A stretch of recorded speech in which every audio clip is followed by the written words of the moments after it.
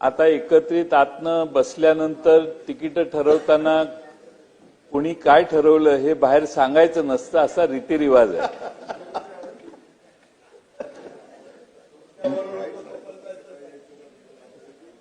माझा दोष असा आहे की कुणाला तिकीट द्यायला मी कारणीभूत होतो आणि का दिलं हे मी कधी कुठल्या व्यक्तीला सांगितलं नाही.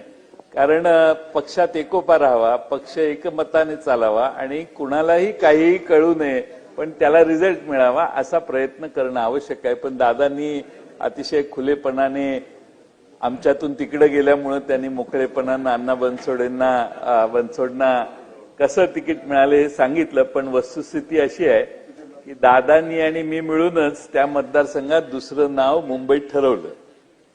त्यानंतर दादा गेले पुण्याला. पुण्याला काही लोकांनी दादांना घेराव घातला टोल नाक्यावरच आणि मग टोल नाक्यावर घेराव घालून ते म्हटले हे तिकीट बदला आणि अण्णांना द्या. आणि मग दादांनी मला फोन केला, जयंतराव असं असं करायचंय, काय करायचं. मी म्हटलं तुमचा जिल्हा आहे, तुम्ही निर्णय घ्या.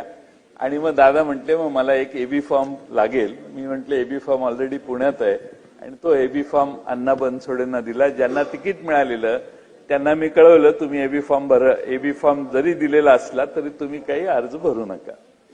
आमचे अण्णा सुदैवानं निवडून आले आणि निवडून आल्यानंतर अण्णांच्या कार्यालयात मी एकदा गेलो होतो. सगळ्या सदस्यांनी हे लक्षात घेतलं पाहिजे. कधी जमलं पिंपरी चिंचवडला तर अण्णांच्या कार्यालयात, दादा तुम्ही गेलाय का अण्णांच्या कार्यालयात? सगळ्या मतदारसंघाच्या सेवा या अण्णांच्या कार्यालयातनं दिल्या जातात. सामान्य माणसाचे प्रश्नही ऐकले जातात, सोडवले जातात आणि सगळ्यांना ऑनलाईन कॉन्स्टंट त्या कार्यालयातून बऱ्याच सुविधा त्यांची कामं करण्याचं काम करतात. असे चांगलं कार्यालय त्यांनी त्या ठिकाणी उभं केलंय. अण्णा बनसोडेंचा स्वभाव मागचं झालं गेलं विसरून पुढे जाण्याचा फार मोठा आहे.